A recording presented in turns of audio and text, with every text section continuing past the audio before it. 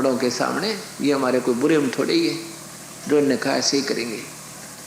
तो पांचों पांडव राजा परीक्षित को राज गद्दी पर बैठा करके और साथ में द्रौपदी कुंती हिमालय में जा करके काफी वर्षों तक रहे, वहीं पर रह सके। वहाँ खाना था ना पीना था, साल रहे 6 महीने मेरे क्यों बड़े तगड़े शरीर हुआ करते, भूख प्यास को ज्यादा बर्दाश्त कर लिया करते थे, मर जाते हैं। युधिष्ठिर तो सह शरीर चला जाता है, उसका केवल पंजा पंजा गलता है और बाकियों का तो वहाँ सारा शरीर गल जाता है। फिर स्वर्ग में जाते हैं तो वहाँ चारों पांडवों को, द्रौपदी कुंती आदि को नरक में ठोक दिया जाता है। युधिष्ठिर अपने पिता धर्मराज के पास चला जाता है। ये पांचों पांडव कौन थे? ये तो यहाँ एक फिल्म बनाने आए थे, ये तो रोल करने आए थे यहाँ पे। इस काल का जाल है कि महाभारत बनवा दी, एक फिल्म बनवा दी, और ये वहाँ से हीरो भेजे थे, अच्छे पात्र। ये थे वहाँ देवताओं के बेटे। अर्जुन था इंद्र देव का पुत्र, स्वर्गराज का बेटा था इंद्र, और युधिष्ठिर था धर्मराज का पुत्र, और सहदेव, नकुल और सहदेव थे अश्वनी के बेटे। अब वो तो नरक में ठोक दिए चारों, कुंती भी और द्रौपदी भी।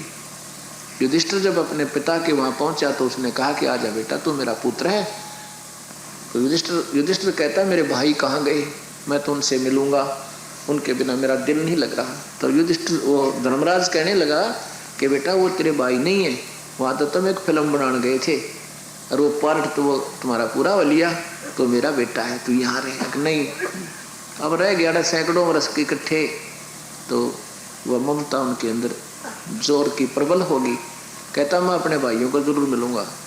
धर्मराज ने कहा वो तो नरक में ठोक रखे, उन्हें पाप गणे कर रखे हैं, वहाँ क्या करेगा तू अकेले, मैं तो उनके पास रहूंगा। तो वहाँ वो युधिष्ठिर को एक यमदूत की ड्यूटी लाई कि आप इसको ले जाओ, इनके भाइयों को दिखा लाओ। अब वो यमदूत और युधिष्ठिर जा रहे हैं नरक में।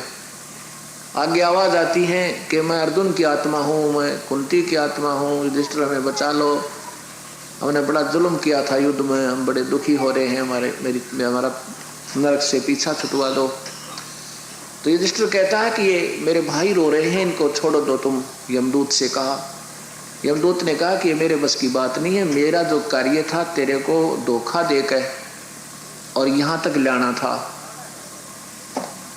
तेरे को दो कुछ समय का तुझे नरक भोगना था, क्योंकि तूने झूठ बोला था, अश्वत्थामा मर गया, द्रोणाचार्य का पुत्र, और उस झूठ का दंड तुझे यहाँ नरक में देना था, इसलिए तुझे यहाँ लाए हैं।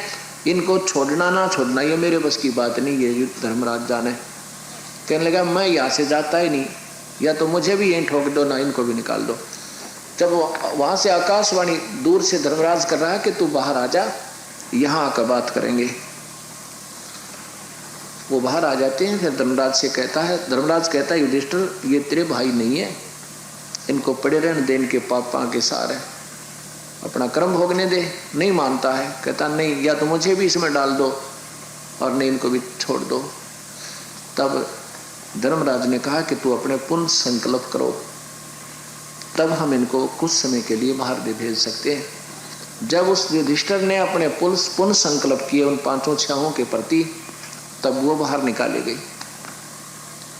और जब तक ये धर्मराष्ट्र युधिष्ठिर के द्वारा संकल्प किए हुए पुण्य का प्रतिफल रहेगा, तब तक ये स्वर्ग में रहेंगे। फिर इस किए हुए घमसान युद्ध के पापों को फिर भोगने के लिए नरक इन्होंने जाना पड़ेगा। अब यहाँ जो शास्त्र लिखे गए ना संस्कृत से हिंदी में, फिर लेखक ये महर्षि वेद व्यास जी थे, तो ये विचलित हो जाते हैं। वहाँ लास्ट में सरलार्थ करता क्या कर देते हैं टीका करने वाले कि ये तो लीला कर रहे थे, वो स्वर्ग में नहीं थे, नरक में नहीं थे चारों पांडव, वो तो वैसे लीला की थी उसको धोखा देने के लिए। धोखा देगा तुम भी ले आते, वैसा तेरे भैया मिला, वैसे भी कह देते जब युधिष्ठिर को एक छोटी सी झूठ का दंड 2.5 घंटे भोगना पड़ गया, अरुण न था नाश कर रखा था, कूद कूद का मार रखे थे, भीम जैसे बड़ी बूचा न था, तो उनको माफी मिल सकती है।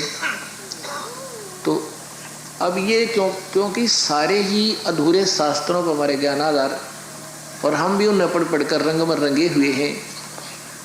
कबीर परमेश्वर की वाणी जो है ये सच समझना चाहिए। जब हम सत्संगी हो गए, अपने कबीर परमेश्वर पर आश्रित हो गए हैं, इन शास्त्रों को जहाँ तक ये सत्य है वो सत्य है, लेकिन इसमें जो इन्होंने स्वयं इसके अंदर मिलावट कर रखी है वो इनकी वाणी न्यारी पे छिड़ जाएगी, मेल नहीं खा सकती इनकी व्याख्या जो स्वयं की हुई है, चाहे वो संस्कृत में भी घुसोड़ रखी हो और चाहे हिंदी भी कर रखी हो। तो यहाँ अब ये सोचना होगा कि इन परमात्माओं की जिन्होंने स्वयं नहीं मालूम कि तुम्हें कौन तंग कर रहा है, किसके कारण तुम ये दुख पा रहे हो, उनकी पूजा हम कर रहे थे। और यही बताने के लिए कबीर साहब हमें ये मार्गदर्शन करते हैं कि तुम कौन राम का जपते जापम और तात कटे न तीनों तापम। बोल सतगुरुदेव सत साहिब। करूं विनती करूं धरूं चरण पर शीश, गुरु राम देवानंद जी महाराज ने दिया नाम बख्शीश। कोटि कोटि सजदा करूं कोटि कोटि प्रणाम, चरण कमल में राखियो मैं बांधी जाम गुलाम। अवगुण किए तो बहुत किए करत न मानी हार, बावे बंदा बख्श दियो बावे गर्दन तारे। कबीर अवगुण मेरे बाप जी बख्शो गरीब नवाजे, जो मैं पूत कपूत हूँ और पिता को लाजे।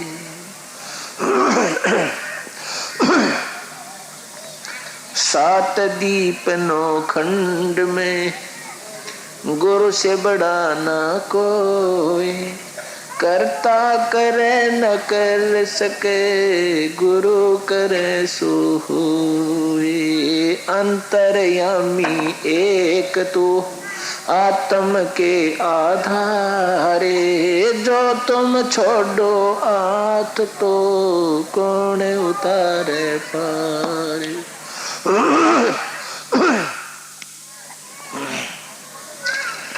पूर्ण ब्रह्म कृपा निदान सुन के सो करतर, गरीब दास मुझ दीन की रखियो बहुत संभारे। बंदे तो कर बंदगी जे चावे दीदारे, अवसर मानुष जन्म का वही मिलन बारंबार। ये मानुष जन्म दुर्लभ है मिले न बारंबार। जैसे तरवर से पत्ता टूट गिरे वो बोड़ न लगता डारे। कबीर पात जड़नता यूं कहे सुन भाई तरवर राय, अब के बिछुड़े नहीं मिले न जाने कहाँ गिरेंगे जाए। तरवर कहता पात से सुनो पात एक बात है, यहाँ की आहे रीति है एक आवे एक जाति।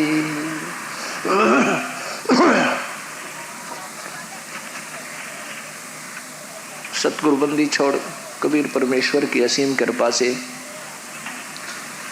ये 5 दिवसीय सतगुरु महिमा का विशाल सत्संग चल रहा है। आज ये चतुर्थ दिन है। तुलसीदास जी कहते हैं कि सकल पदार्थ है जग माही, भाग बिना नर पावै नाहीं। ये एक ऐसा शुभ अवसर होता है जो मनुष्य शरीर में कभी कभी हमें उपलब्ध होता है। तुलसीदास जी कहते हैं कि सुत दारा और लक्ष्मी घर पापी कै भी हो, ये संत समागम हरि कथा तुलसी दुर्लभ दो। वैसे तो संतों के समागमों की कमी नहीं रही अब।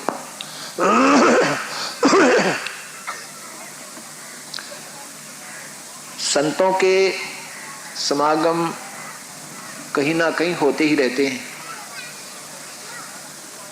इसमें सतगुरु महाराज ये बताना चाहते हैं कि गुरु गुरु में भेद है, गुरु गुरु में भाव, और सोए गुरु सराइये दो, शब्द लखावे दाओ।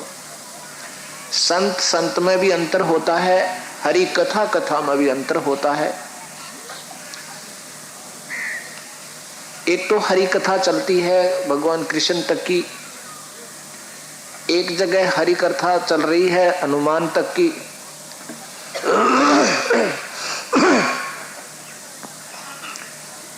और कहीं हरि कथा चल रही होती है शिव पुराण की, भगवान शिव तक की।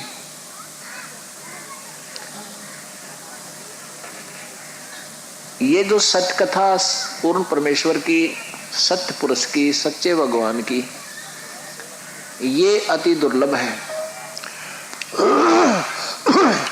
वैसे तो परमात्मा की आत्माएं जो हैं, विनम्र आत्माएं प्रभु की तलाश में लगी हुई हैं। जो प्यासा व्यक्ति होता है उसको अगर कोई कुआं नजर आता है वहां भी पहुंच जाता है, भले उसमें पानी बेशक ना हो, उसको जाना पड़ता है।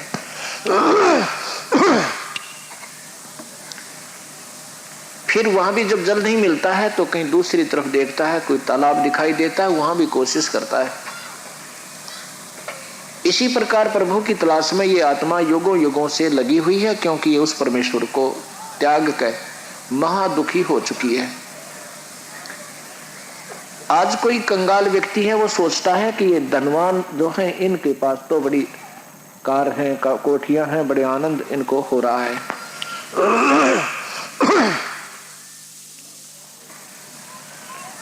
और पैसे वाले अब पैसे से भी तंग आ चुके हैं, भौतिक साधनों को प्राप्त करके भी वो दुखी हो लिए, क्योंकि वो आनंद है ही नहीं।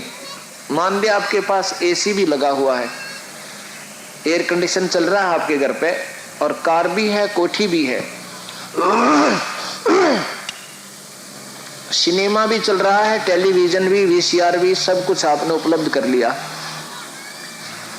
और कोई ऐसी परेशानी घर में आ गई, बच्चे का ही ऐसा स्थिति होगी मनमाना आपके कि उसको डॉक्टर ने बोल दिया भाई बच्चे भरोसा होगा। अब ना तो वो कार अच्छी लगे, ना एसी सुहावे, ना वह कोठी अच्छी लगे।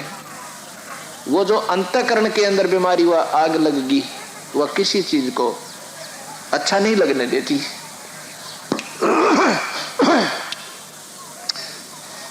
इंसान को आत्मिक शांति है तो फिर वो चाहे झोंपड़ी में टाइम पास कर ले और फिर परमात्मा का नाम हो, जो वहां उसको आनंद होगा, उन पैसे वालों को कभी नहीं हो सकता, सपने में भी नहीं हो सकता। परंतु हम इतने अनजान हैं, एक दूसरे को सुखी देख समझते हैं। सेठ समझता है कि राजा बहुत सुखी होगा, पैसे वाला ये सोचता है कि राजा को बहुत सुख है, उसके तो इशारे पे सब नाच रहे हैं।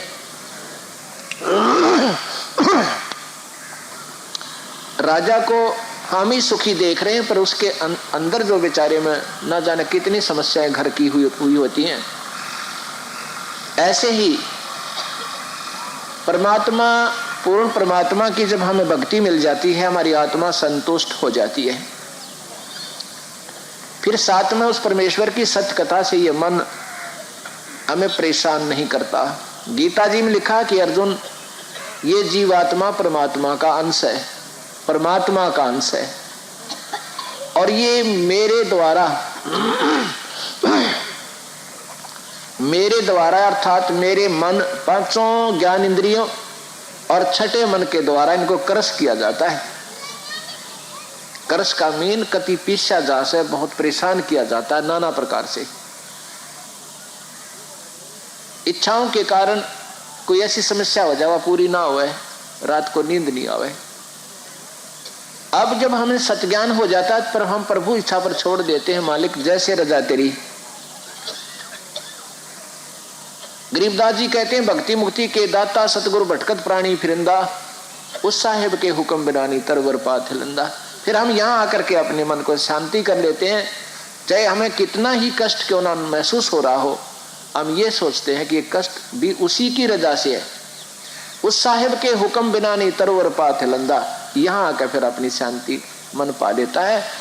फिर कबीर साहब कहते हैं मन हो मनोरथ छोड़ दे, क्योंकि मन और आत्मा के विपरीत रास्ते हैं, इनके गुण भी नहीं मिलते। गधे और गऊ का जो एक जगह गलजोट कर दिया जाए, फिर उनका आहार अलग, उनका चलना और बैठना और उठना अलग, इस प्रकार आत्मा और मन का संयोग है।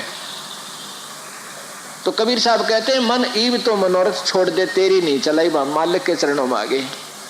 मनो मनोरथ छोड़ दे, तेरा किया ना हो, और जब पानी में गिर निकला तो लूखा खावा नहीं खो। बीरा तेरी कल्पना तो जाए कुछ हो ना, तो फिर कौन मेहनत करे, क्या कौन सोवा झोपड़ी में।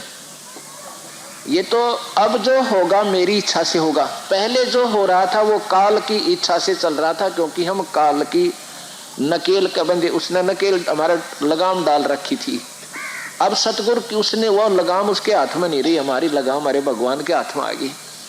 अब वो कष्ट भी होगा तो हमारे बहुत ही फायदे में होगा, यानी ज्यादा कष्ट को बहुत कम करेगा, क्योंकि ये वो भगवान है जो दुख दे ही नहीं सकता। आम के पेड़ के कांटे नहीं होते, छाया और फल ही होता, दूसरी चीज वहां नहीं होती। हम अपनी गफलत में, अपनी नादानी में अगर पेड़ के ऊपर से हाथ छोड़ देंगे तो पड़ के टांग तोड़ा लें, चाहे बात पैर तोड़वावे, हाथ तोड़वावे, सर फुड़वा लें, वो तो हमारी अपनी नेग्लिजेंसी होगी, हमारी लापरवाही होगी। या फिर कोई ज्यादा ही कष्ट हमारे ऊपर आना हो, वो प्रभु थोड़े में टालेगा। जैसे कल बताया था कि संत शरण में आनते आई टले बला, और जय मस्तक में सूली हो फिर वह कांटे में टल जा। ऐसा ही प्रभु के लक्षण और गुण यही हुआ करते हैं। परमात्मा अंधे को आंख दे, कोढ़ी को काया दे, बांझ को पुत्र दे, निर्धन को माया दे, राजा को रंक को राजा बना दे। ये ईश्वरीय गुण हुआ करते हैं और हम सुनते भी रहते थे, परंतु उस पूर्ण परमात्मा की हमें जानकारी नहीं थी जो ये सारे काम करा करता है। जैसे तीन लोक के भगवान ब्रह्मा विष्णु महेश हैं, ये भी हमें सुख दे सकते हैं, पर इनकी सीमित पावर है, वो केवल कर्म आधार है। कर्म आधार है बस उनको। जैसे कोई कर्मचारी किसी विभाग में कार्यरत है, उनका एक हेड ऑफ द डिपार्टमेंट बनाया जाता है, वो फिर उनको वेतन देता है उनके कर्म आधार पर। यदि कोई नेग्लिजेंसी करता है, ड्यूटी पर नहीं आता, एब्सेंट फ्रॉम ड्यूटी कर सकता है, उसकी पे काट सकता है।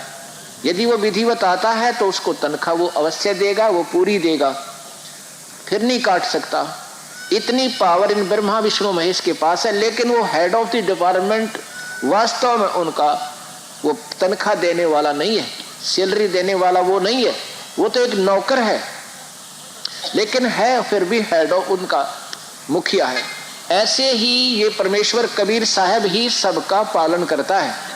ये तीन लोक के विभागीय जो मंत्री ब्रह्मा विष्णु महेश हैं, ये हमारे यहाँ के मुखिया बना रखे। एक ब्रह्मांड के अंदर इनका ये प्रभुत्व है, और जो जैसे कर्म कर रहा है उसके आधार पर ये फल यही देते हैं। और ये बकवाद करेगा कोई तो उसको गढ़ भी सके, उसको राहत भी बंद कर सकते हैं। ऐसे नियम है मालिक के। पूर्ण परमात्मा सतपुरुष की जब हम शरणों में आ जाते हैं, फिर हमारे ऊपर ये कानून, इनके दबाव नहीं रहता। मुखिया तो ये होते हैं, लेकिन फिर वो हमारा संपर्क पूर्ण परमात्मा से हो जाने के बाद ये हमारे साथी होते हैं। किसी कर्मचारी का और किसी प्रधानमंत्री के या मुख्यमंत्री के व्यक्ति से संपर्क हो तो हेड ऑफ द डिपार्टमेंट भी उस व्यक्ति से बहुत प्यार से पेश आता है, कभी भी उसको कुछ नहीं कहेगा, उसको मालूम है कि सुप्रीम पावर से अटैच्ड है, संपर्क है इसका। ऐसे ही जब हम प्रभु से, पूर्ण परमात्मा से ऐसे संपर्क में आ जाएंगे, फिर ये ब्रह्मा विष्णु महेश हमें सहयोग देंगे और विशेष देंगे। और यही कारण है कि आज परमात्मा की प्यारी आत्माओं को आवश्यकता से अधिक, यानी हमारी सोच से ज्यादा ही लाभ दिए जा रहे हैं। अब हम आपको बताना चाहेंगे कि कबीर परमेश्वर अनंत कोटि ब्रह्मांड के प्रभु हैं, सारी सृष्टि के रचनहार हैं। पहले तो हमने अपने प्रभु की वाणी पर विश्वास किया कि जो इन्होंने कहा वो सत्य। अब विश्वास करने के कुछ सर्कमस्टांस होते हैं, कुछ आधार होते हैं। एक तो विश्वास हमने इसलिए किया कि जिस महापुरुष ने ये वाणी लिखी, गरीबदास जी ने, कबीर साहब की वाणी तो हम पढ़ते थे तब तो ये सोचा करते थे ये कोई कवि होंगे, और वाणी ऐसी थी कि हृदय को हिलाकर रख देती थी, सत्य के आधार पर इतनी यथार्थता से परिपूर्ण थी। जब गरीबदास जी के मुख से भी फिर उसी परमेश्वर की महिमा हमने वो वाणी पढ़ी, फिर मन ने यहाँ सोचना शुरू किया कि इस महापुरुष की ऐसी क्या गरज थी, क्या स्वार्थ था जिसने इस कबीर को भगवान बताया। ना कोई मांगने खाने वाला था, ना कोई ऐसा था भी जिसने रोजी रोटी के लिए अपना ढूंढमा जोड़ रखा हो, ऊट पटांगा गया हो, या कोई उसकी जाति से संपर्क हो, क्योंकि हमारी जो बुद्धि पहले ओछी सोच से शुरू हुई थी, ऐसा भी नहीं था। तो फिर जब देखा है तो परमात्मा में पड़ा था भाई। जब इस महापुरुष का, जिसका 2500 बीघा जमीन है, और वो गरीबदास ने का अनंत कोट ब्रह्मांड का एक रति निबार, और सतगुरु पुरुष कबीर है भाई, कुल के सृजनहार। 3 लोक का राज है ये ब्रह्मा विष्णु महेश, ऊंचा धाम कबीर का वो वाणी ग्रह विदेश। फिर कबीर कौन कि काशी वाला कबीर, उन्हें ठोक के लिख रखे वो है कबीर जुलाहा जो काशी में आए थे। वो परमात्मा कभी मां से जन्म नहीं लेते, वो स्वयं प्रकट होते हैं, क्योंकि वो सृष्टि के रचनहार सब माताओं और बहनों को, भाई और बच्चों को सभी वही रचने वाले हैं। हमारे शरीर के बनाने वाले भी वही है। अब यहां हमने देखना पड़ेगा कि ब्रह्मा, जो यहाँ के ब्रह्मा हैं, उनको हम सृष्टि रचनहार कहा करते हैं। ब्रह्मा को की उपाधि होती है, ब्रह्मा का जो अर्थ होता है सृष्टि रचनहार। अब ब्रह्मा का पता चला कि ये तो केवल रजोगुण प्रभावित करके इन सभी जीवों को, इनकी एक ऐसी काल भगवान ने ब्रह्मा विष्णु महेश के अंदर इनकी न्यारी न्यारे गुण बना दिए। जैसे मिर्च का गुण है, जैसे तब छोंक लागे तो दूर तक छीकम छीक करवा दे, वो उसका गुण है। वहां वास्तव में तो वो कहीं है, लेकिन उसकी जो गुण उसका कहाँ पहुंच गया, पड़ोसी ताई छीकम छीक, दांस उठने खांसी उठने लग जा, उसके कारण वो वहां तक वो सूक्ष्म उसका असर हुआ। ऐसे ही ब्रह्मा एक रजोगुण प्रभावित बना रखा है, और उसकी जो सूक्ष्म ऐसी महक, उसके गुण, उसकी वह बू, गंध, सुगंध, कुछ भी कहो, वो निराकार रूप में हर प्राणी पर असर कर रही है।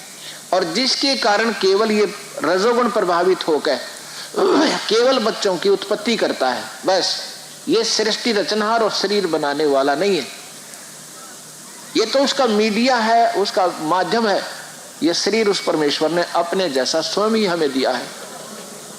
गरीबदास जी कहते हैं हमरे ही उनियार अपना सृजनहार, अपना कबीर परमेश्वर अपने जैसा है, ऐसा मनुष्य शरीर में है सतलोक में, लेकिन उनका शरीर हमारे से ज्यादा दूसरा। जैसे एक तो मिट्टी का बर्तन हो और एक फिर सोने का हो, बर्तन ऐसा ही है, प्याला ऐसा ही है, कटोरी ऐसी है कि मिट्टी की हो, दोनों जिससे कहते हैं, एक सोने की हो। तो उनका शरीर तेज पुंज का है, हमारा ये 5 तत्व का है। और ये भी कबीर परमेश्वर की रजा से ही हमें मानव शरीर मिला है, नहीं तो ये नहीं मिलता। क्योंकि काल ने तो हमारे ऊपर जाल डाल ही दिया था। हम इसके ऊपर आसक्त हो गए थे और वहां से अपने मालिक तक भूल कर इसके जो है ना पाले में आ गए थे हम। उसी समय परमेश्वर ने कृपा बख्शी हमारे ऊपर कि इसके अंदर ऐसी प्रेरणा आई बरदी दाता ने कि उस प्रकृति देवी को देख के इसके अंदर दुष्टता उत्पन्न हुई और इसने अभद्र व्यवहार किया। उस लड़की ने अपनी इज्जत रक्षा के लिए इसके पेट में शरण ली। वहां फिर स्वयं जाकर अपने जोगजीत नाम के बेटे के रूप में कबीर परमेश्वर और इसको फिर लड़की को बाहर निकालते हैं। इसको श्राप दे दिया कि 1 लाख मानव शरीरधारी प्राणियों का तू रोज आहार करेगा। इसकी मजबूरी बना दी। अब इसने मानव शरीर हमें देना पड़ा ना तो एक जूनी और बना देता है। गधे कुत्ते तो बनाए रखे थे, एक और के फर्क बेड़ा पटा जादूगर है ये भी, एक यूनी और बना देता। इसमें हम धक्के खाते अंडे जानते, कभी भी वापस नहीं जा सकते थे, कभी सोच भी नहीं सकते थे। इतना क्रश करता है उस परमेश्वर ने इन एडवांस, क्योंकि वो जानी जान है कि इसकी पहुंच कहाँ तक है। उसके आगे हम सब बच्चे हैं और ये ब्रह्मा विष्णु महेश भी वेद में लिखा है तो बच्चे हैं ये पार ब्रह्म तक और ब्रह्म तक उस कबीर परमेश्वर जवान लिखा है युवा कबीर। उन्होंने पहले ही मालूम था कि ये कहां और दुखी करेगा, क्योंकि ये अंश ईश्वर की है, ये आत्मा परमेश्वर की अंश है।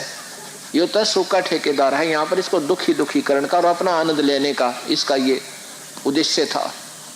तो साहिब ने ये रजा बख्शी के इसको श्राप दे दिया कि आज के बाद तू 1 लाख जीवों का, मनुष्य शरीरधारी जीवों का आहार करेगा, 1.25 लाख पैदा करेगा।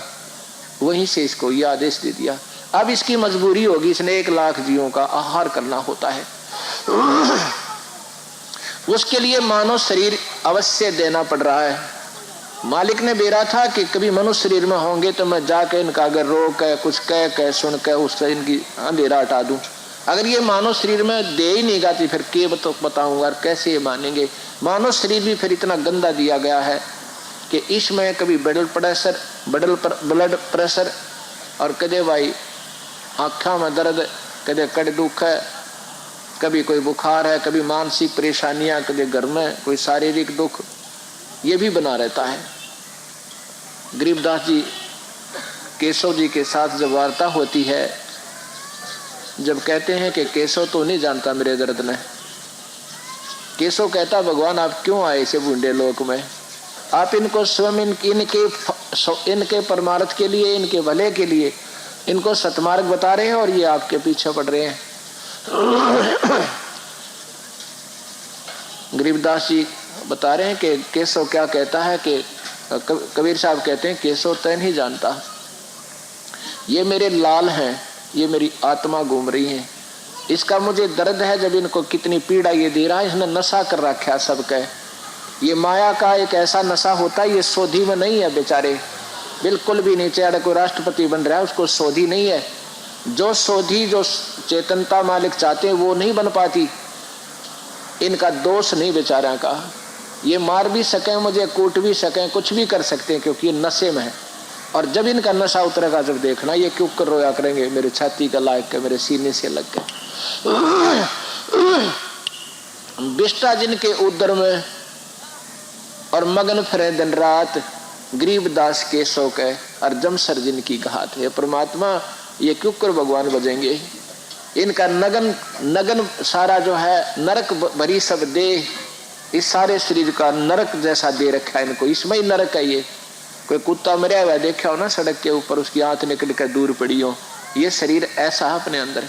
कहते इसमें ये भगवान बजे क्यों कर बेचारे, ये तो मैं अपनी कृपा बख्शूंगा, इनका ब्लड प्रेशर भी ठीक करूंगा, इनके सारे टेम्परेचर ठीक करूंगा, इनके सारे दुखों का निवारण करूंगा और फिर इनके नो जचेगी शायद तो भगवान के शायद फिर भी ऐसा महसूस होगा शायद ही भगवान हो और फिर ये भगवान बन सकते हैं। ये इतने दयालु हैं। कभी आए थे 600 वर्ष पूर्व, 64 लाख को अपना रंग देगे, बीज दोगे इस परमेश्वर की भक्ति का, और उनने 10-5 साल साधना भी अच्छी की, दाता के चरणों में रह गए, फिर पाछे तांडी पाक गए, फिर भी गुरुद्रोही ना हो करके केवल विमुख हो गए। उनका भी क्रेडिट अब तक दे रहा है वो कृपा पात्र, हम उनके कृपा पात्र रहे कुछ समय के लिए, कृपालु हैं। तो उन्होंने क्या कृपा बख्शी कि चल पार ना होंगे तो कम से कम मनुष्य जन्म तो इनको और मिलते रहेंगे तो फिर आ जाऊंगा किसी दिन। या कोई दास अपना तैयार कर दूंगा, इन्हें फिर सोच दिया जाएगी। अब जो भक्ति हो आप कर रहे हो, ये मनमाना अगर ना भी पार हुए ना, इतनी भक्ति हो जाएगी आपको 100 मनुष्य जन्म भी और मिल सकते हैं। बाकी आगे ऐसे चांसेस शायद कृपा तो उसकी मालिक की ना रख कर वो केस तिथि पैदा कर दे। बाकी आने वाले समय में बहुत कम संभावना है कि संतों के यहाँ आने की। गरीबदास जी ने लिखा है कि द्वापर के अंत में सभी महर्षि यहाँ से प्रस्थान करके स्वर्ग में चले गए, क्योंकि कलयुग में गंदा व्यवहार लोगों का देखकर संतों का अनादर होगा और सत्य को नहीं मानेंगे, असत्य का ज्यादा प्रभाव होगा, इसलिए वो यहाँ से खिसक गए। तो यहाँ जो संत किसी ड्यूटी लगाई जाती है ना, वहां पर माथे हाथ मार कर रोया करे, अगर देख ना, क्योंकि ना भी नहीं कर सकते भगवान के आदेश ने कौन नाट सके। और फिर यहाँ आता है ना जब संत, जैसे को चंडीगढ़ में रहने वाला और उसकी नाट ड्यूटी लग जा हरियाणा वाले की, उस हेड ऑफ द डिपार्टमेंट हो चाहे कर्मचारी हो, ने सोचा करे कौन से कर्म की सजा मिल गई मुझे, वहां नौकरी तो है ही पर वहां जाने में इतना दिक्कत मान्या करे। ऐसे ही इस लोक में आने वाले संत अपने कर्मों को पछताया करते हैं। अब कहीं ऐसा ना हो उन सुल जाते मैं ना फंस जाऊं, रहे हो तो बूंदा बेगन से बात है। तो फिर परमात्मा सांत्वना देता, बेटा घबराइए मत ना, तेरे साथ रहूंगा मैं, ये ना निकलेंगे तन्ने तो जरूर काट लेऊंगा। मतलब ऐसी भी सांत्वना जब वो दे देते हैं, आना तो पड़ता ही होता है उनको, क्योंकि उस मालिक के हुक्म ने कौन टाल दे। तो ऐसी स्थिति है कि हम इस बात को समझते नहीं, हम एक स्वाभाविक सी बातों लेते हैं। ये एक अनमोल जीवन है, अनमोल समय है, इसकी तुलना नहीं कर सकते जो आपके ऊपर रजा मालिक कर रहे हैं। घर जा का आपको मालिक ने कृपा बख्शी है, क्योंकि आप पिछले जन्म जन्मांतर के उनके हंस थे। गरीबदास जी कहते हैं, गोता मारू स्वर्ग में और जा बैठू पैताल, गरीबदास ढूंढत फिरू मेरे हीरे माणक लाल। मैं इन अपने अंसाने ढूंढता अंडो हूँ, कि पताल में भी होंगे वहां भी संभालूंगा, यहाँ भी जहाँ जहाँ किसी क्षेत्र में डाल रखे वो न लाऊंगा ढूंढ के। अरे ये इनके बस का कोई नहीं, नशा कर रखा है इनके। कबीर साहब कहते हैं, कबीर ये माया अटपटी सब घटा नड़ी, और किस किस ने समझाऊं या कुएं भांग पड़ी। इन काल के कुएं में भांग गे रखी पूरे किस ब्रह्मंड में इसने, तो बिना थोक बिना किसी मात्रा की, और जिसने जितनी पी रखी है उसका घिघी बंदरी सबकी, सब एक जैसा व्यवहार, एक जैसा बोलना, एक ही जैसे विचार पाँव से। फिर ये चेंज किए जाते हैं या माया का नशा तैर के। अब देखो आपका बोलना और बैठना, फिर आपकी अंदर हृदय में जो कसक ईश्वर की, यह दिन और रात का अंतर हो चुका है। अब वो परमेश्वर हमारे ऊपर ऐसी रजा क्यों करता है? क्योंकि वो दयालु गुण से युक्त है, और काल में दया नहीं है, ये दयालु नहीं है।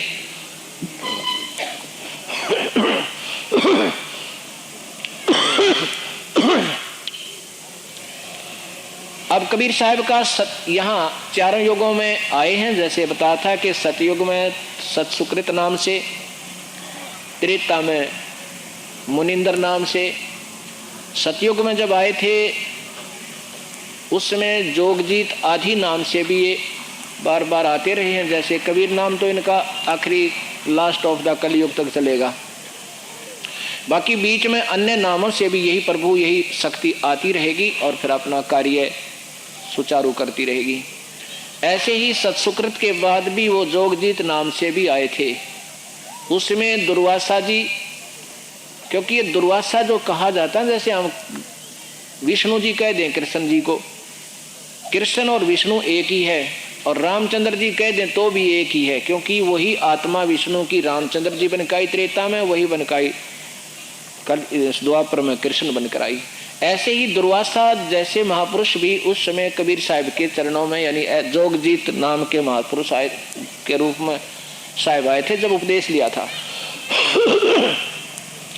उस नाम का जो सतनाम का सिमरण है उसमें इतनी शक्ति आ जाती है, फिर ये जो है ना इतने योग्य नहीं होते कि वो सार नाम प्राप्त कर लें, क्योंकि ये स्वयं विद्वान होते हैं, वेदों के ज्ञाता होते हैं, और वेदों में ये होता है कि इससे ऊपर कोई भगवान नहीं है, जो हम रोज पढ़ते हैं यही ब्रह्म है, यही सब कुछ है।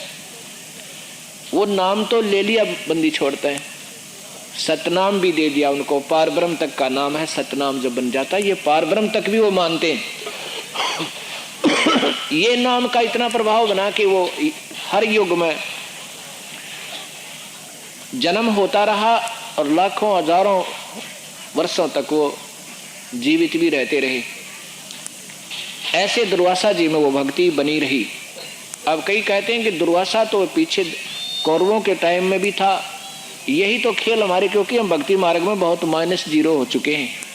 अब कोई कहते कि आपका कोई स्वर्ग है, कहते हैं स्वर्ग है ही नहीं, आकाश में उड़ जाते थे, हो ही नहीं सकता। तो ये तो क्योंकि अब आज से कोई हमारे सामने बूढ़े बूढ़े व्यक्ति देखे हमने, वह 5 मन वजन को 5 मन वजन अर्थात 2 क्विंटल वजन को उठवा के किसी से सिर पर रख के, और जो पौड़ी होती ना सटेर के लकड़ी की सीढ़ियां पर का ऊपर चढ़ कर छत पे मिट्टी डाला करते थे, जिसको नए मकान की छत देते थे। 5 मन वजन को ऊपर चढ़ा देना। और आज प्रथम तो आज ना माने इंसान इस बात को, और आने वाले 100 वर्ष के बाद कोई इस बात में स्वीकार नहीं कर सकता कि 5 मन आदमी उठा ही नहीं सकता। कोई उठवा दे तो सिर पर रख ही नहीं सकता, मर जाए 1 मिनट में। ऐसी हमारी कमजोर शरीर हो जाएंगे। ऐसी स्थिति थी उस समय। इंद्र स्वर्ग के राजा हैं, और रामायण में लिखा है कि मेघनाद रावण के पुत्र ने सेना को आकाश में उड़ा लिया था। एक सिद्धि होती है,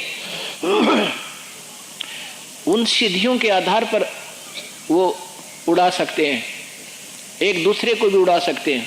क्योंकि लेकिन वो जो जितनी कमाई उन्होंने की हुई होती है, उस कमाई का, उस व्यक्ति की कमाई का ही फिर हिस्सा वो कंडम होता है, उसका किराया लग जाता है।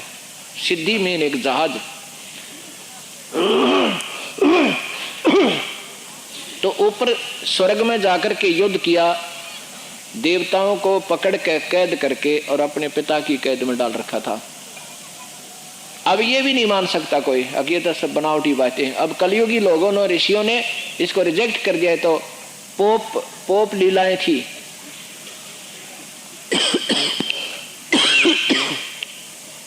ऐसा कभी नहीं हो सकता।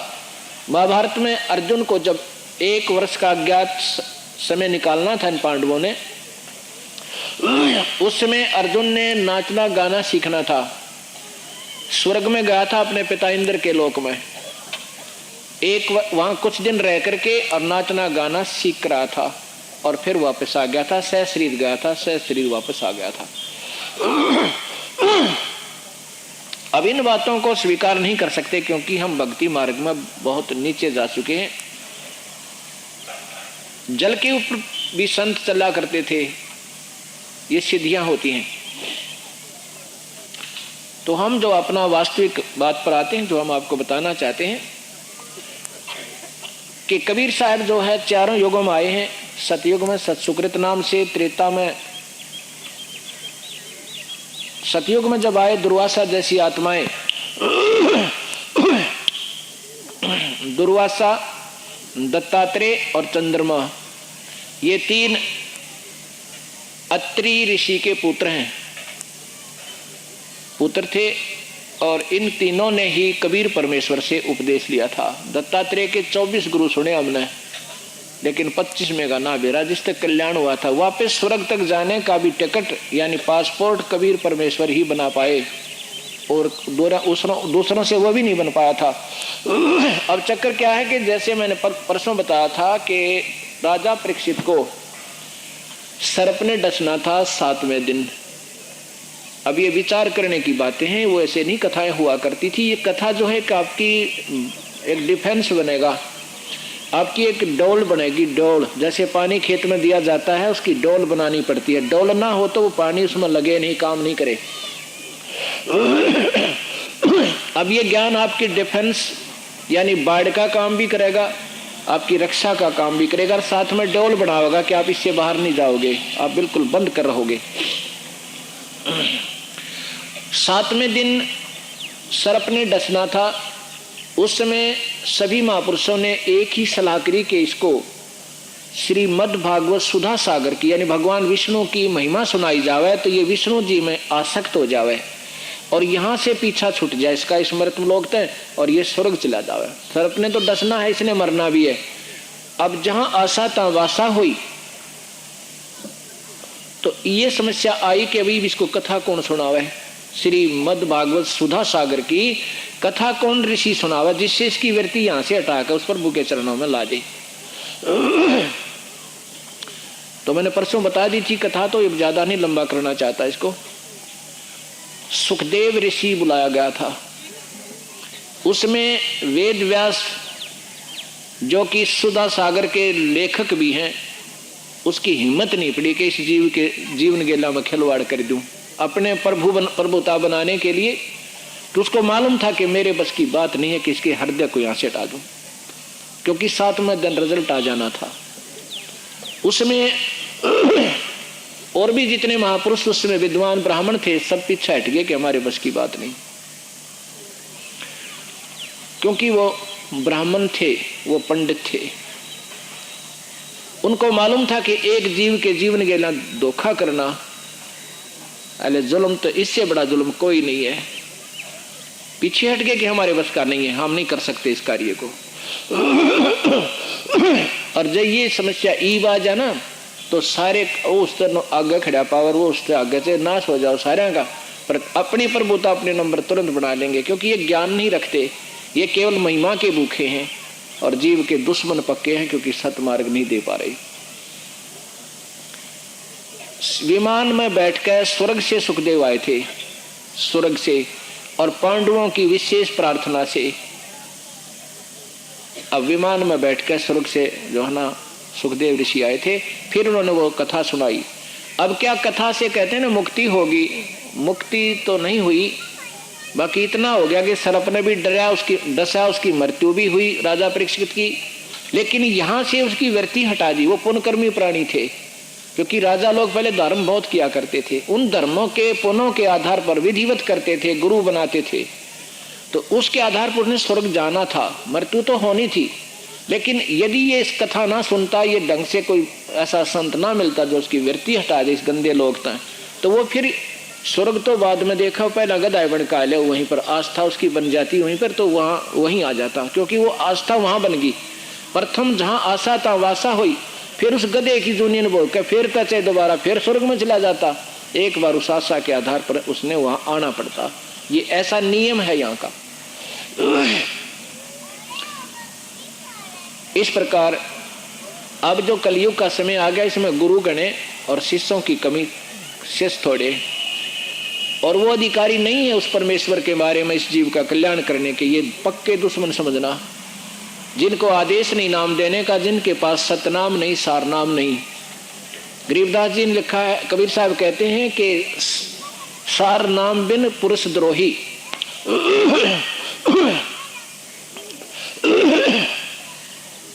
जो सारनाम देने का अधिकारी नहीं है और सारनाम जिसके पास नहीं है, वो इस जीव का भी और परमेश्वर का पक्का दुश्मन है, द्रोही है।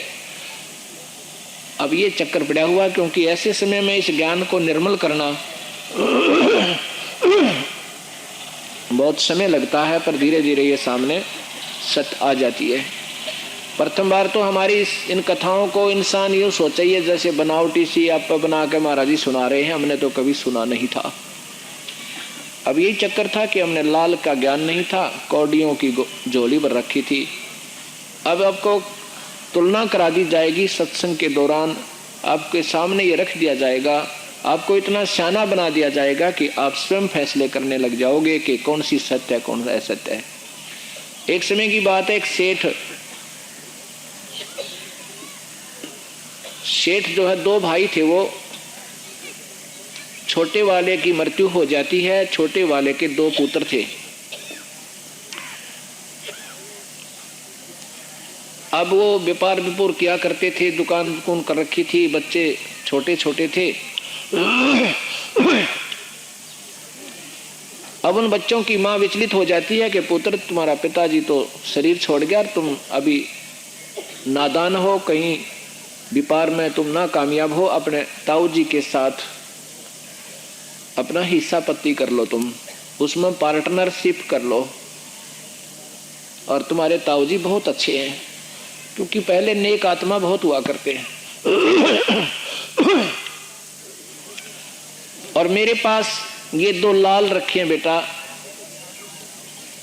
ये पैसे तो घने हैं नहीं हमारे पास, ये लाल दे देना तेरे ताऊजी तय, और उसको कह देना कि ये लाल गिरवी रख लो, हमारे हिस्से के पैसे इसके बदले में ले लो।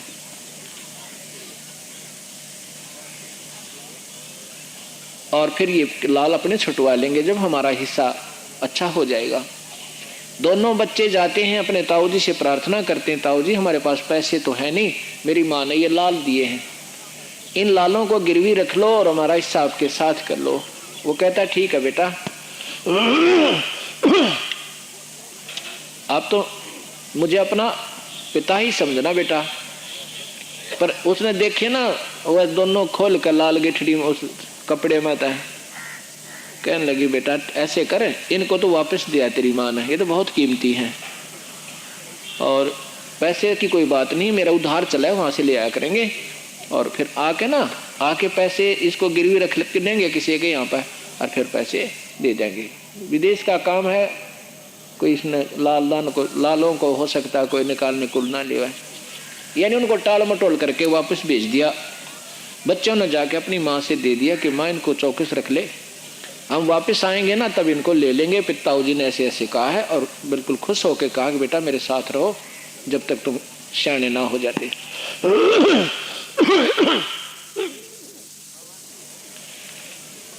दोनों बच्चों को लेकर उनके ताऊजी विदेश चले जाते हैं, अर्थात दूसरे स्थानों पर जहाँ व्यापार किया करते थे वहां जाकर के एक दिन उसने क्या किया, एक सेठ के 50,000 रुपये देने थे। एक लालड़ी होती है, लाल से के जैसी होती है पर बहुत उसकी फर्क होता है, उसकी चमक वमक भी, उसकी कीमत में बहुत अंतर होता है। लाल 9 करोड़ का है तो वह मेरे ख्याल में 900 रुपये की होगी, इतना अंतर होता है। उस लालड़ी को दे दिया ताऊजी ने, अगले बेटा यू लाल है और उस सेठ के 50,000 रुपये हमने देने हैं, ये गिरवी रख लेगा कह देना, और आके हम अपने पैसे आपके दे देंगे और अपना लाल छुटवा लेंगे। अब वो दोनों बच्चे गए, सेठ को कहने लगे सेठ जी हमारे ताऊजी ने ऐसे ऐसी ये लाल भेजा है और कहा कि मेरे पास अब पैसे कम है, फिर अपने गिरवी रख ले, पैसे दे जाएंगे, लाल ले जाएंगे। अब सेठ ने बुलाया जौहरी, जौहरी ने आकर देखा कि ये तो लाल नहीं है, ये तो 900 रुपये के भी कोना। तो सेठ ने न्यू मारा पग इतनी दूर फेंक के डाल दिया और कहा बेवकूफ तुम तो भाई घने सयाने हो गए, धोखा देने आए हो क्या मुझे, हैं? ऐसा तेरे ताऊजी दिखा तो ना करते, या जो के चाड़ा पाट दिया उसने, मैं पाया ठगन में। अब वो बच्चे सहम गए, भाई यह तो बात बिल्कुल ठीक है, ताऊजी तो ऐसी गलती कभी कर ही नहीं सकते, वो तो बहुत नेक आत्मा है। यह बात कहने लगे सेठ जी हमारे ताऊ गिल धोखा हो गया होगा, अगर ये लाल नहीं है ना तो उनके साथ कोई धोखा हुआ है, ऐसे नहीं हमारे ताऊजी। अगर मैंने सब बेरा है, पैसे के ऊपर आदमी ना बेरा कौन जाति दे दे। वो लेकर उस लालड़ी को वापस आ गए अपने ताऊजी से, अपना मायूस से होकर खड़े हैं, ताऊजी ने बेरा ही था। क्या बात होगी बेटा, क्या बात से, किसी ने कुछ कह दिया। अगर वो सेठ जी तक बहुत नाराज हो गया, बोला ये लाल को ना लालड़ी है और तुम हमारे साथ धोखा करने आए हो क्या, तेरे ताऊजी ऐसे दिखा तो ना करते, आज के ऊपर कैसे नीत डूब गई उनकी। तब वो ताऊजी थोड़ी सी लीला करता है कि हो बेटा ये तो इधर रखा था लाल था, ये ले जा, ये उस है वो लाल। ओहो रे मेरा भी भाई बुद्धि कम काम करा ना बुढ़ापे में, या तो ठीक का लालड़ी थी, सेठ जी से माफी मांग के आना बेटा, अगर धोखा लग गया मेरे ताऊजी। फिर वो वापस गए, उन्होंने कहा अगर ये है जी ऐसे ऐसे सारी कहानी बताई। तो सेठ बोला देख ईसा हो लाल देख लेता हूँ जानते हैं। वो अब दोनों की कंपेरिजन हो गया उन बच्चा ने, लाल कैसा होता लालड़ी कैसी होती। कुछ दिनों के बाद वो पिताजी उसका ताऊजी वापस आ जाता है और कहता पुत्र वो लाल ला तेरी माँ पे, पैसे की जो है ना कमी पड़ गई बेटे, घना एक खर्चा ज्यादा ही कुछ पैसे सामान आ गया। अब ठीक है ताऊजी अभी लाते हैं। दोनों भाई गए, कहते माँ तुम आगे बेटा का आगे, हमने वो लाल दे जल्दी, ताऊजी घने ज्यादा सामान ले आए। अरे पानी मारो इस पर, पानी मार दे। अरे जोत कई हिमा जोत इधर ना, मट्टी डाल दो ठाके एकदम, मट्टी डाल दो और भी लगाओगे कितना, देख सारे ओले बोले काम करे। जोत है कि यहाँ पर इसकी है, जोत से लगी है, फिर ध्यान तो लगा। मैंने कल भी कहा था जोत को एक तरफ रखो।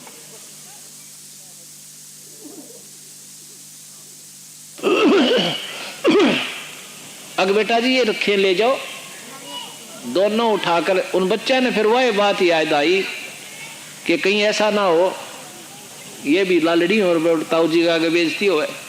उन बच्चों ने स्वयं देखा वो लाल नहीं थे, वो लालड़ी थी जो सेठ ने वापस करी थी।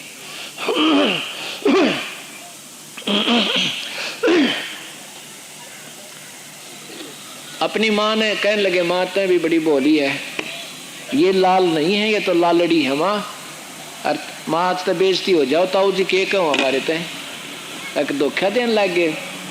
हाँ ये तो चोखा हमने वहाँ देख लिए थे लाल, ये लाल को ना माया तो लालड़ी है।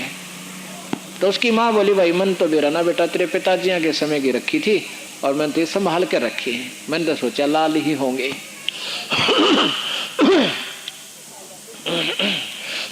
अब वापस आ जाते हैं, ताऊ जी को तो ज्ञान था क्योंकि उसने तो वापस की थी। वो वापस आ जाते हैं और बहुत ही मतलब मायूस होकर के चेहरा उतरा हुआ आके खड़े हो जाते हैं।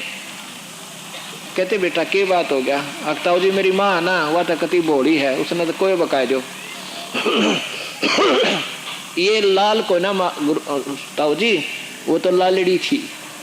अब वो ताऊ जी कहता बेटा ये थी तो लालड़ी उस दिन भी ये लालड़ी ही थी। और जय तेरा ताऊ जी ने कह दो ना या लालड़ी है बेटा ये काम की कोई ना, तेरी माँ भी काली मानो और तुम भी नो कहो हमारे पिताजी मर गए, हमारे लाल भी लालड़ी हो गए। दुनिया लालों को भी लालड़ी बता रही है, थारा पेटा नहीं बरो बेटा, अब तुम सुन सियाने हो गए, आप निरीक्षण कर लोगे। ऐसे ही ये सतगुरु के ज्ञान के आधार पर आपको हम इतना सियाना कर देंगे कि आप अपने आप ही लाल और लालड़ी की परख आप ही कर लोगे। भगवान कौन है, उनसे उनकी कितनी कीमत है और इस परमेश्वर की कितनी कीमत है, यही हम बताना चाहते हैं। ये सत्संग का ये उद्देश्य होता हमारा। अगर ये सत्संग नहीं सुनोगे तो नाम आप पर काम नहीं करेगा, क्योंकि कभी भी विचलित हो सकते, कोई भी पथभ्रष्ट व्यक्ति आपसे मिलेगा, क्योंकि तुम स्वयं ज्ञान होगा नहीं और वो तुम्हें डिगा सकता है, मार्ग से भ्रष्ट कर सकता है। इसलिए सतगुरु ने ये ऐसी कृपा बख्शी है आपके ऊपर के समय समय पर रह कर ये सत्संग होते हैं, साथ में कैसेट दी जाती हैं, उनको सुने और एक एक बात को सत्य माने, चाहे बेशक आपके हृदय में वो असत्य जच रही हो।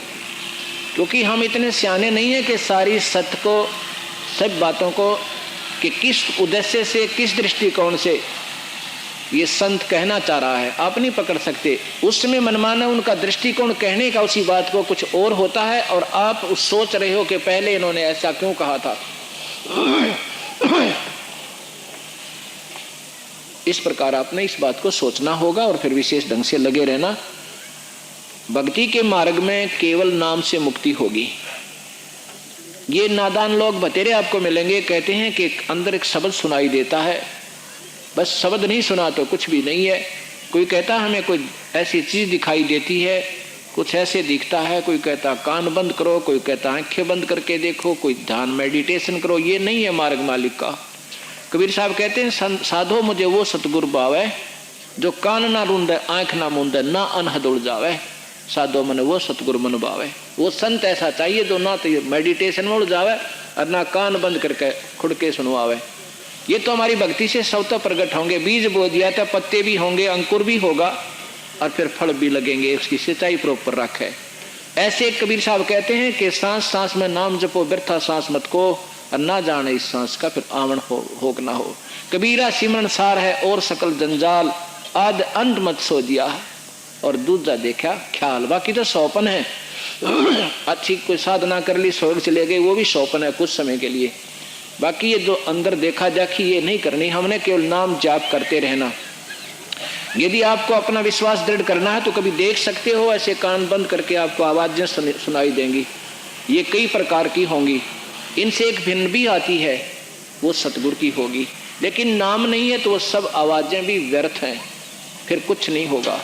वो चाहे सुन भी रहे हो चाहे देख भी रहे हो, आपका जब अपॉइंट आपकी नौकरी डिस्चार्ज होगी, फिर अपनी तजूरी में चाहे टेलीविजन रख रखे हैं घर में, उन न देखें जाइए, क्योंकि उस कमाई से लाए थे तुम। और तिजोरी में 10-20 हजार रुपये भी रखे होंगे, उनको भी देखते रहना, वो कुछ दिनों में समाप्त हो जाएंगे, क्योंकि आप जो है ना टर्मिनेट हो चुके हो, आगे आपको बेनिफिट नहीं हो रहा। ऐसा हमने आखिरी सांस तक सतगुरु के चरणों में जुड़ा रहना होगा। कबीर साहब कहते हैं, राम नाम रटते रहो जब लग घट में प्राणी। आखिरी सांस तक नाम जपना होगा। कभू तो दीन दयाल के बनक पड़ेगी काने। ये भक्ति का सीधा सार्थ है, और इससे भिन्न कोई बताता वो शास्त्र विरुद्ध है। ना गीता में लिखा है, गीता में केवल ओम नाम का जाप और ये 5 यज्ञ बताई है। 5 यज्ञ, ध्यान यज्ञ, हमारी ध्यान की ध्यान जो है ना, मेडिटेशन हमारा सहज मेडिटेशन है, सहज ध्यान। कैसे? जैसे जितने भी महापुरुष प्रमाणित हुए हैं संत, जैसे कबीर परमेश्वर स्वयं आए, अपना कपड़ा बनते थे और मेडिटेशन भी करते थे, वो सहज समाधि है। कपड़ा बनते थे, जैसे बेबेर ये लड़कियां सिलाई भी करें और गीत भी गाएं जा, तो ऐसे मन जो है हमारा उस शब्द में लगा रहता है। और ऊपर के दृश्यों में जो पहले तो काल्पनिक शुरू होते हैं, जैसे संतो सतगुरु ने बताया कि ऐसा सतलोक है, वहाँ पर ऐसे ऐसे फल हैं, ऐसे तेज पुंज के सब वहाँ पर बने हुए हैं, सब तेज पुंज का है, फिर ऐसी हैं, उनकी ऐसी चमक है। पहले तो कल्पना शुरू होती है, फिर हमारे मन नाम के आधार पर यह सुरती अपने आप वहाँ पहुँच जाती है। इस भक्ति के आधार पर ये कभी अपने आप ही हो जाएगा, लगे रहना होगा, अपने केवल अपनी क्रिया करते रहना। उसको सहज समाधि कहते हैं। गरीबदास जी ग्रंथ साहिब लिखवा रहे हैं वाणी को, और कह रहे हैं ये बातें यहाँ की नहीं है। 80 अरब कोस समाध मार्ग से बातें कहूँ, 80 अरब कोस इतनी दूर की चीजों को देख रहा हूँ और यहाँ लिखवा रहा हूँ, ये यहाँ की मत समझना। सामने बोल भी रहे हैं और मेडिटेशन भी कर रहे हैं। This is known as the meditation of the Sant. Kabir परमेश्वर की ये मेडिटेशन है, इसको सहज समाधि कहते हैं। ये हमारा सहज समाधि है। ऐसे ही जैसे रविदास जी थे, अपने जूते भी बनाया करते थे और नाम जपया करते थे। कहीं उनका ध्यान करने का विशेष तिथि नहीं देखी होगी चित्र में। गरीबदास जी हलवाया करते थे और ध्यान लगाया करते थे। कहते हैं जैसे हाड़ी बीज धुन पंथी से बतलावे और उसमें खंड पड़े नहीं, ऐसे ध्यान लगावे। ये हमारा ध्यान है। स्कूटर पर चल पड़े, मोटरसाइकिल पर जा रहे हो, अपना भजन करते जाओ, इतना आनंद आओगा ना, पता भी नहीं लगा सफर कितना तय कर दिया। बस में बैठ गए, गाड़ी में बैठ गए, किसी प्रकार भी। तो ये हमारा सिमरन और ध्यान रहेगा सतगुरु के चरणों में, और धीरे धीरे अपनी हमारी समाधि प्रफुल्लित हो जाएगी।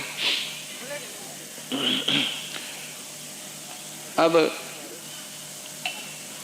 कबीर साहब के बारे में चल रहा था कि सतयुग में सतगुरु 3, सतयुग के अंदर सतसुकृत नाम से, फिर अन्य भी नामों से आते रहते हैं, उसके बारे में हमने बता दिया था। और त्रेता में मुनिंदर नाम से आए थे, जब नल नील नाम के 2 भक्तात्मा कबीर परमेश्वर के सीधे शिष्य थे। रावण की पत्नी भक्तमती मंदोदरी भी परमेश्वर की शिष्या थी। भक्त विभीषण जी ये भी कबीर साहब के मुनिंदर जी के शिष्य थे। और चंद्र विजय नाम का एक भाट था, उसका पूरे 16 सदस्य भी सतगुरु के शिष्य हुए। अन्य भी और बहुत थे, लेकिन ये प्रमाणित से बताए जाते हैं, लेकिन ज्यादा नहीं होते। उन 3 युगों में बहुत कम जीव ले जाने का साहिब का वायदा था। द्वापर युग में जब आए, कल बताया था कि सुदर्शन नाम के एक सुप्त, वो सतगुरु के अंश थे, यानी उनसे उपदेश लिया हुआ था। वो सत नाम सार नाम उपासक थे, जिन्होंने पांडव यज्ञ अश्वमेघ में शंख बजाया था, जो 33 करोड़ देवताओं से, 88,000 ऋषियों से और 12 करोड़ ब्राह्मणों से, 9 नाथ 84 सिद्धों से, ब्रह्मा विष्णु महेश से, स्वयं कृष्ण से भी नहीं वो कार्य संपूर्ण हुआ था। उस स्वयं परमेश्वर ने, कबीर परमेश्वर की शक्ति ने उनको वो कार्य भी सिद्ध किया था। उसमें कबीर साहब जो है करुणामय नाम से आए हुए थे। त्रेता में जब आए थे, हनुमान जी भी कबीर साहब के शिष्य हुए थे। अब ये बात किसी को बताते हैं, क्योंकि हमारा दृष्टिकोण उस लाल को लालड़ी बांध रहे थे हम, इसलिए ये जचने में विश्वास होने में थोड़ी दिक्कत आती है। कबीर साहब ने ब्रह्मा विष्णु महेश को भी उपदेश दिया था क्योंकि ये उसी के बच्चे हैं। और काल ने इनको सुप्रीम बना रखा है, यहाँ चौधरी बना दिया 3 लोग का। और फिर इनको भी ऐसे कुत्ते गधे की दुनिया में डाल देगा, पर इनको सुख अभी ज्यादा है इसलिए वो कम स्वीकार